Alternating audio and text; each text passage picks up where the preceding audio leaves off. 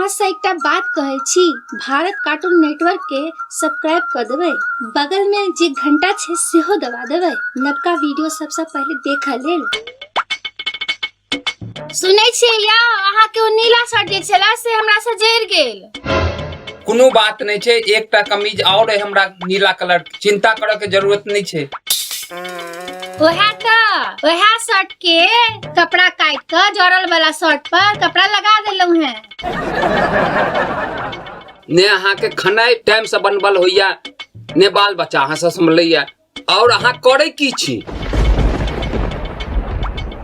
हम अहाँ के संभारे छी, अहाँ के बाल बच्चा के संभारे छी, अहाँ के घर संभारे छी, आर करू तो करू की हम की संभारू?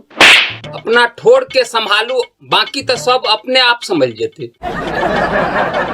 वो तो छोड़ू ई सब बात के, पहले ई सुनू, अहाँ के बच्चा तत झूठ बजैया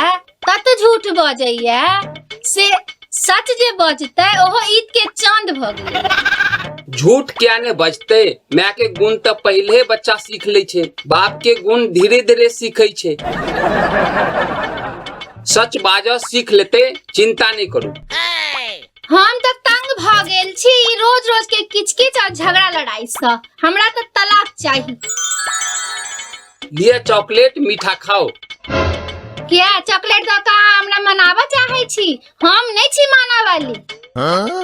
चॉकलेट दो का अहाँ के मना नहीं रहल छी, वो तो हमर माँ कहलक है, शुभ काज करे से पहले मुंह मेट कर लेबाक चाहिए।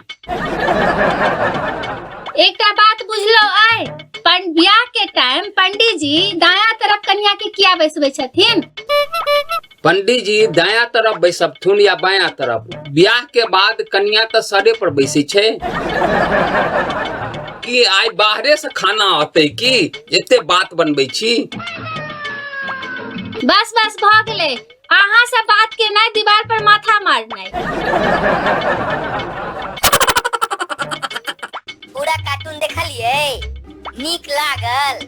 अगर नीक लागल तो चैनल के सब्सक्राइब कर दियो, आ संगे संगे का लाइक कर दियो, आ सब मैथिली जानकार संगे शेयर कर दियो। प्रणाम।